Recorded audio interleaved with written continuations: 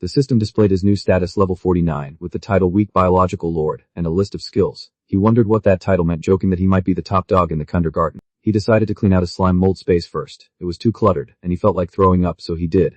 After emptying his space, he felt much better. With no experience to gain for the next hour, he wondered what to do.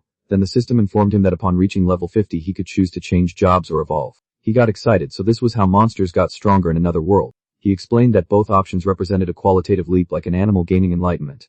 In that form he could learn magic and dominate the entire world. Suddenly the slime mold heard a noise. He spotted 3 of those magical hornets. He decided to follow them. He followed them deeper into the forest. The hive was enormous, with multiple comms connected. This must be the evolved form of a swarm. Bees were swarming a bird that was breaking into their nests. The bird was feasting on the larvae. The slime mold recognized it as the same giant bird that had scared him before, though its color was slightly different. He remembered how terrified he had been, but the bird had ignored him. The bees attacked the bird, but their attacks seemed to have no effect. The bird simply shook its body and the bees were flung away. The bees retaliated with fireball spells. A massive explosion engulfed the bird but absorbed all the flames. The slime mold was amazed that the bee's power was many times greater than the hive he had attacked before. The bird gulped down the flames and its feathers began to glow red. The bees buzzed in fear. They were terrified. The bird activated thermal vision and angrily destroyed the hives. Bodies fell everywhere. The slime mold realized the bird only turned red after absorbing fire, and it knew to kill the queen to destroy the whole swarm. He decided to collect the bodies and store them for decomposition in an hour. Suddenly the bird's wing was frozen by a spell. A message appeared: basic magic freeze. Following the magical reaction from the explosion, Cole, Nia, and Hawk arrived. They identified the creature as a snake eagle, warning each other not to underestimate it. It was clearly at lord level. The slime mold recognized the humans from before and wondered if they were hunting the strange bird. The bird shattered the ice, encasing its wing with a sharp cry. Hawk ordered Cole to finish it with high-level ice magic while he bought time. Cole assured him that one blow would be enough. Hawk grunted as he blocked a strike from the bird. The bird held its ground and Hawk realized it must have evolved by feeding freely since the high-level monsters vanished. A snake head emerged from the bird's tail. It struck Hawk, leaving him vulnerable. Nia ordered her boar Piggy to charge. The boar slammed into the bird, breaking the snake's hold and freeing Hawk, who gasped in relief. Enraged, the bird unleashed a high-level magic attack called Pseudo-Dragon Breath, spewing flames at Hawk. Cole shouted a warning that it was high-level magic. He had no choice but to defend. Cole cast a high-level ice spell, Glacial Barrier, raising a wall of ice to block the flames. The fire roared against the ice. From the sidelines, the slime mold marveled that even if it grew big, it would be cannon fodder in a battle of this scale. The ice began to melt, but Cole held on, sneezing from the strain. With a final drip, the ice wall shattered. The slime mold wished it could also wield magic. Cole lamented that his incantation was spent, leaving him unable to cast high-level magic for now. Hawk ordered Nia to provide cover with her steelback beast, and she acknowledged. The steelback beast unleashed spinny back, firing spines at the bird. Hawk released his full power at 100%. The bird let out a confused grunt as Hawk leaped into the air. From above, Hawk brought his meteor hammer crashing down on the bird. The hammer struck the bird's head with a thunderous boom. The bird's corpse lay still, blood pooling around it. Hawk declared it finished. Cole noted the snake eagle was on par with high-level monsters, praising their captain. The slime mold observed the humans' teamwork and resolved to ally itself with them soon. Hawk asked Nia to read the bird's memories for clues about the guild master. Suddenly a snake head burst from the ground and sank its fangs into Hawk's shoulder. The bird's head began to stir, regaining consciousness. Cole cast Ice Spike to pin the snake's neck, warning that the snake head carried petrifying venom and ordering Nia to give Hawk the antidote. Nia handed Hawk the potion, but his body was already turning to stone. Hawk tried to drink it, but his throat was already petrified, and the potion just spilled. Nia cried out as Hawk turned completely to stone. Cole told her there was no time to grieve and urged her to run, but she hesitated. He explained that the bird had absorbed the captain's life energy and would soon fully recover, so they had to retreat while they still could. Cole admitted they had misjudged the serpent eagle's strength. It was already at the level of an advanced demon lord.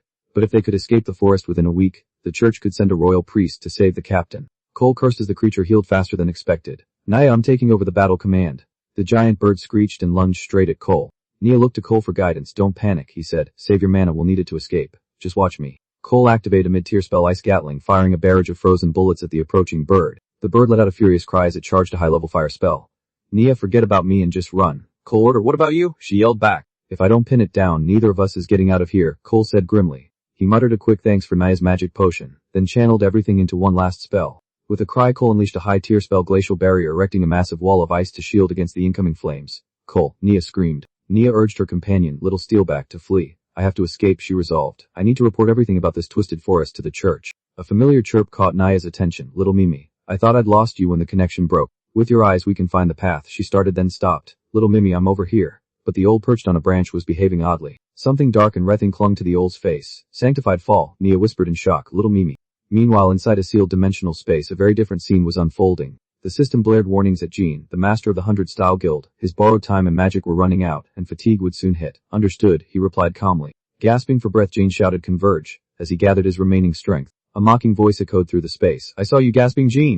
Kato, the king of the swamp forest, sneered. 2 years and you've killed every high-level beast here and me countless times. Are you finally out of cards? And that system you keep talking to, that's what got your guild to the top, isn't it? We know about your kind transmigrators from other worlds, Kato continued. We set this trap, but you've grown far beyond expectations, with tricks still up your sleeve. One last offer, Kato said. Let me crush you completely and make you a puppet, or join us in our grand ascension. Jean paused. I'll think about it. I've decided, Jean roared. The answer is to wipe out every last one of you bastards. Kato laughed. How many times must you fail? Within this eternal barrier I am unkillable. When will you learn? Jean gathered his energy. You're just a mortal, Kato spat. You're already gasping. Cooperate or I'll kill you now. Jean reached into his inventory and pulled something out. Take this, he yelled, tossing it. The container shattered, revealing a vial of true holy water. What is that? Kato asked, confused. A brilliant light burst forth from the open box. True holy water sears the soul, Jane explained. Your physical immortality means nothing here. I was saving this for the real enemy, but you'll do. You bastard. Kato shrieked as the holy water took effect. Even the angels are corrupt. Where did you get that? The Swamp King's form began to dissolve as he cursed in agony. The system blared a warning, a high-energy reaction detected, and the target was about to regenerate. Suddenly, a pillar of light erupted from the ground, sending debris flying everywhere.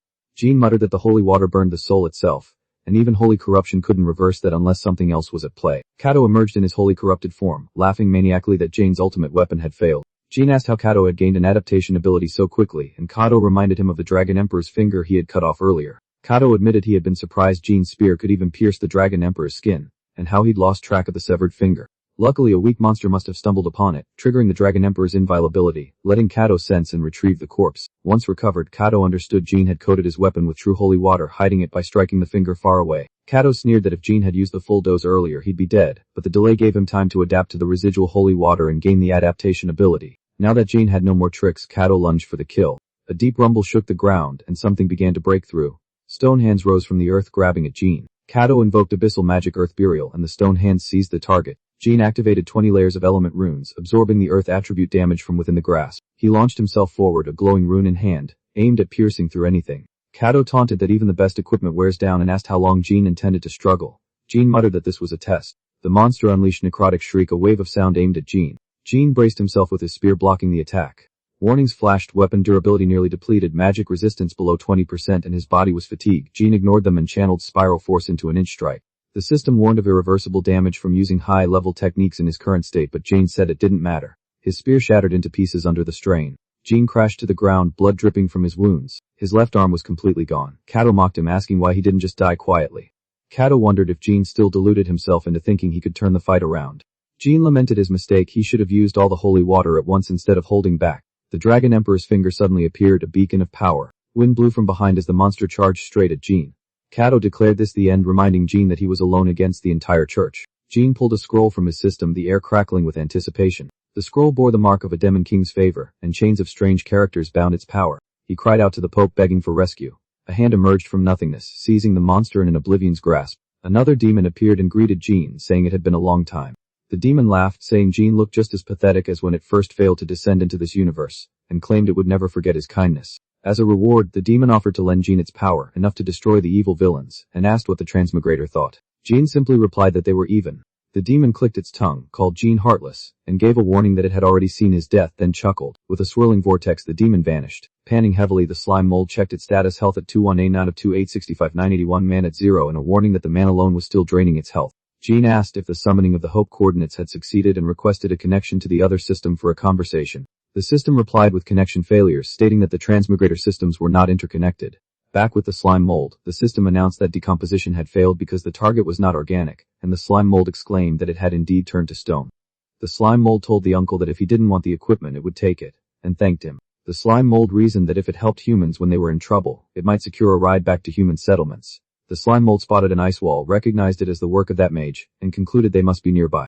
Chuckling, the slime mold thought the mage might have already killed the snake bird, allowing it to scavenge the leftovers, then activated its search ability. But prioritizing safety, the slime mold decided to observe first. The slime mold spread itself across the ice wall to peek inside. Cole had been defeated and devoured by the bird. The bird sensed someone watching and spun around to face the slime mold. The slime mold panicked, exclaiming that the bird had killed another and was growing stronger, and worrying about the remaining girl, it quickly fled. The scene shifted to Nia, as an old dove straight towards her. Nia declared that Little Mio was no longer with them and commanded Little Steelback to counterattack. Little Steelback unleashed a spiny back attack, launching sharp spines at the Owl. The Owl countered with its iron beak gale. The Owl spun its multiple heads, slicing through everything around.